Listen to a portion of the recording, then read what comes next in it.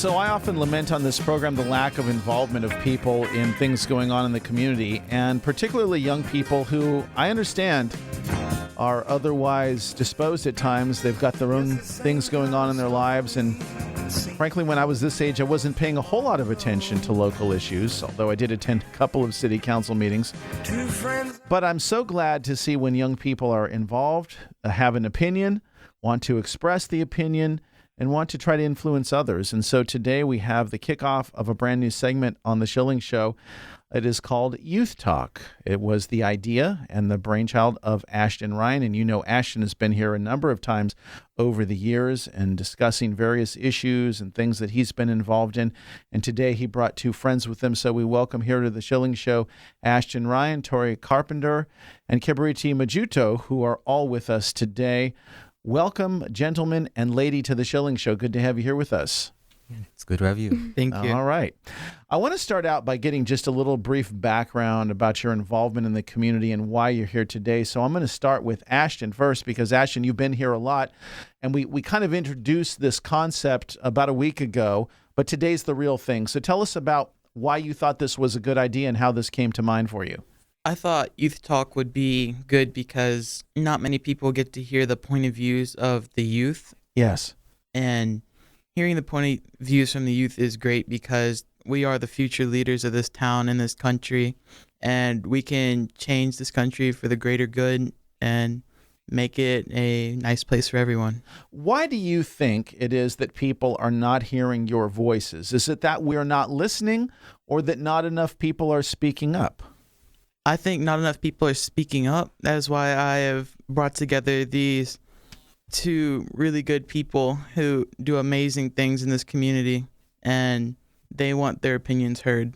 All right, let's go to Kibiriti Majuto. Tell us a little bit about yourself. My name is Kibiriti Majuto, and I'm a junior at Charlottesville High School. I'm very involved in the community with Charlottesville Youth Council and a lot of different clubs in school, and that's how I got to know Ashton through Charlottesville Youth Council. Tell us why you're involved. You could be doing a lot of other things. You could be texting. You could be playing video games. I guess you could just be walking down the street or sitting on the downtown mall holding a hat out and waiting for somebody to give you money. Why are you involved in these things? Well, I think I'm involved because if we want see something change, and I feel like you have to be involved because you can't just sit down playing a video game and expect change to happen. So how is that going to work out? So I've got to ask you how you learned this. Where did you get your civic involvement from? Where did I get my civic involvement from? Yeah. Who inspired you to have that sort of a perspective? I feel like my background, because I came from South Africa and with xenophobia and a lot of other stuff. So I just feel like, hey, I need to bring change, and coming to America, I have this opportunity to bring change. So I just felt like, hey, this is the place, and why not get involved in the community? Good for you. Tori Carpenter, tell us a little bit about yourself. So my name is Tori, and I've spent the last couple months as Teen Miss Charlottesville. Congratulations. With being Teen Miss Charlottesville, I've had the opportunity to go to multiple events throughout Charlottesville, and that's helped me learn a lot about Charlottesville and the community and develop different perspectives on different things that have been going on. You have a very high-profile position. Obviously, this is something that has been awarded to you, and so people are looking at you. Is it hard for you to speak out on issues or get involved in that way for fear of offending somebody? It can be, and I have to be nice, and I don't ever want to offend anybody with my opinion, and then they think, oh, she's Teen Miss Charlottesville, I don't like her. I don't like it here because people that have higher positions don't like what I like. So you're walking a tightrope, and we have seen nationally people who have held positions such as yours who have expressed an opinion on something and they get attacked. I mean, I'm not saying that's right, but that's a reality of it. In the same way, you obviously have opinions on things, right? Yep. I want to get to the issue of the statue in Lee Park and Lee Park itself. What did you think about this? I will start with Ashton. What did you think about this when it was brought up? Because really, I'm sure people have been talking about it kind of quietly, but really it came to the forefront in a number of high-profile events and speeches at Lee Park. So how did that strike you, the discussion initially? The discussion initially shocked me because that has been a symbol in our town for a long time, ever since Mr. McIntyre gave it to the city as a gift. And honestly, I think it would be nice if we lived in a world where nothing offended anybody, but it's not practical, and you can't change everybody's feelings and beliefs, but it's just a statue. It did not hurt anybody. It resembles our history of this town and this state, and I think we should keep it. One of your fellow students, Kibiriti, had made this an issue with a petition, and I want to get your perspective because you have come here from another place, from another country. Your country has its own history and its own history of issues and problems, South Africa, that were widely discussed in this country some years and decades ago before you were born. Tell us your own perspective of this statue and this park. Oh, first of all, I was like really surprised to see like a youth like involved in the city, like trying to bring change. So that was something like really amazes me. But with the statue, like even coming from South Africa, like I just felt like it didn't bother me as a personally, and I didn't feel like I'll pass Robert E. Lee Park every day, and I didn't know much about him till like I took American history, and so it didn't actually affect me, and I didn't feel anything since knowing about the history of Robert E. Lee and who he was. Yeah, it didn't really affect me personally. Yeah. Tori Carpenter, first of all, I want to start out with the background of this and how much did you learn? I'm assuming you've been in Charlottesville schools for some years, maybe your whole life. How much did you learn about Robert E. Lee, and how was this subject taught over the years of your studies? So I've actually been in private school all my life. Okay. So I've gotten it, and I've been taught actual things. They don't want to hide things from us and fear that somebody will get upset by it. So I know that Lee was a good man. He was a great engineer, and he was respected. And I think that's why the statue's there, because people respected him and all of his accomplishments. And I don't think it's a good reason to take it down because someone's offended by it. 977-1070 is the phone number. It's 143 here on the Schilling Show. I hope you have all budgeted for a half an hour today because we've got much, much more to talk about on this subject. So we come back on the other side with Ashton Ryan, Tori Carpenter, and Kibiriti Majuto. We're having Youth Talk, the first of hopefully an ongoing series of discussions with young people in this community. Today, the discussion is the Lee statue and Lee Park. 977-1070 is the phone number, and the final segment of the Schilling Show is ahead right after this. Stay with us.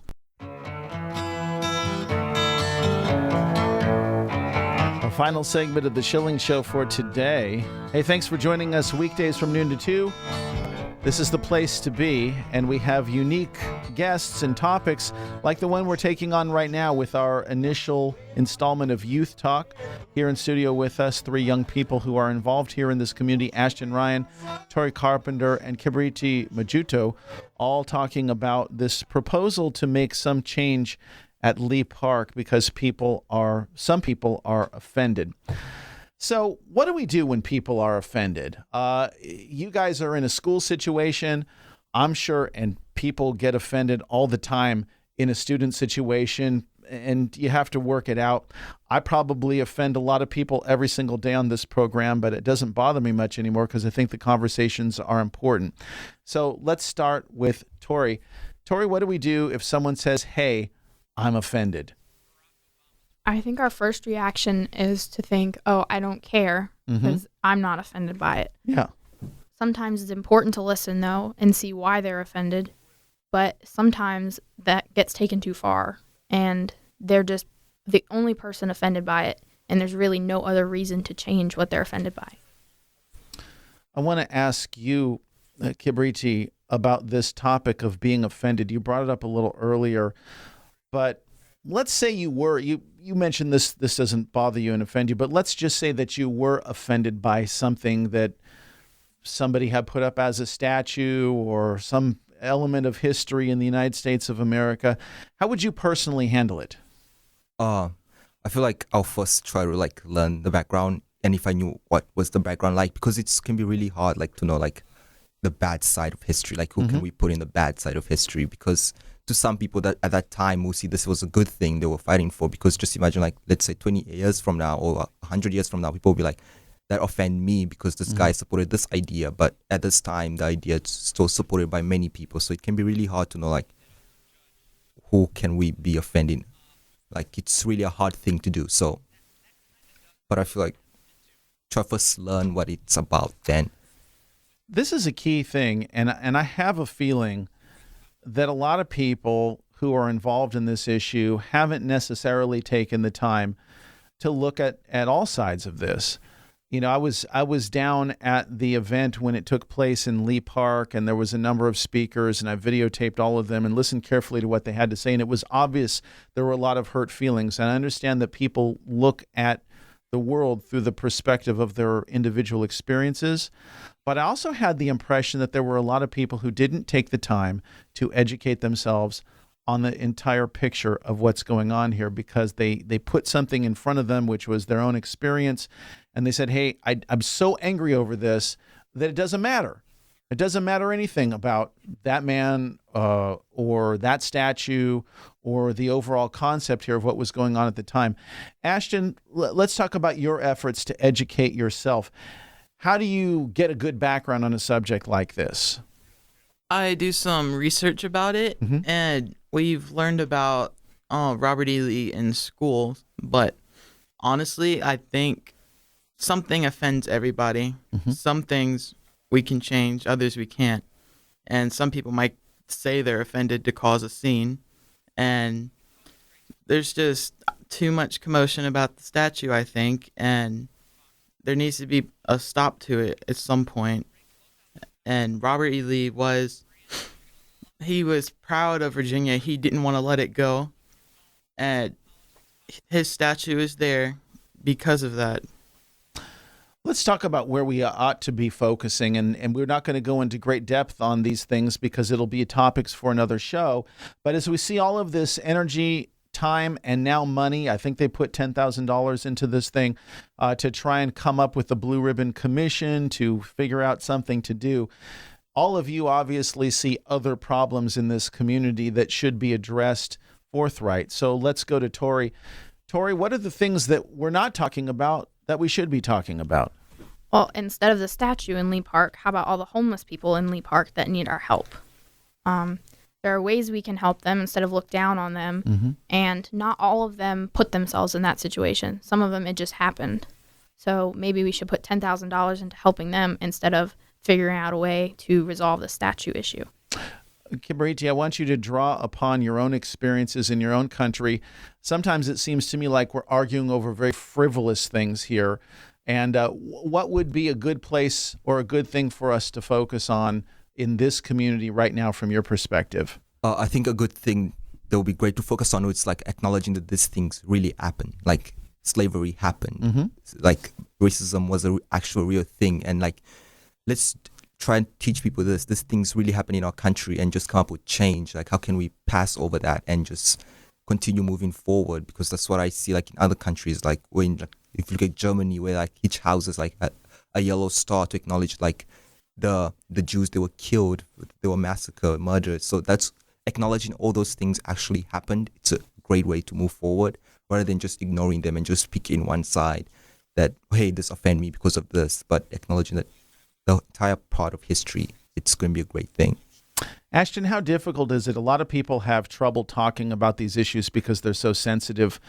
Is that true amongst your peers in this generation that, hey, these topics are so sensitive, we're scared to discuss it because we might offend somebody in the discussion? You don't seem to be, none of you seem to be at all intimidated by that.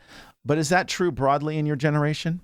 Yes, some people do get a little scared about certain topics, but at one point, can we all just come together and say that it happened? We wish things had been different, but we cannot change that there was slavery back then.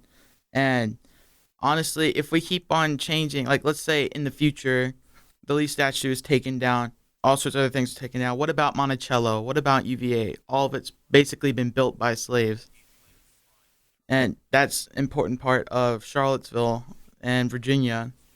And I think, honestly, instead of dividing the city over the statue, we should just like add more statues of all parts of our history. Like, why not a statue of Martin Luther King and, well, the great Martin Luther King, I mean, and just have more parts of history being shown, not just one part. I mean, I know the Robert Lee statue offends some people, but if it offends them, why not add another statue next to it with their other point of view and just keep on showing the history and being a, like, how do I say, point of view of everybody, basically. Like, we want everyone's point of view on the statue. I think it's a good place for us to leave it today, and I look forward to these coming conversations. Ashton Ryan, Tori Carpenter, and Kibiriti Majuto, thank you so much for joining us today on the Schilling Show for the first segment of Youth Talk. We will have plenty to talk about in future segments of this program. Thanks so much. Thank you.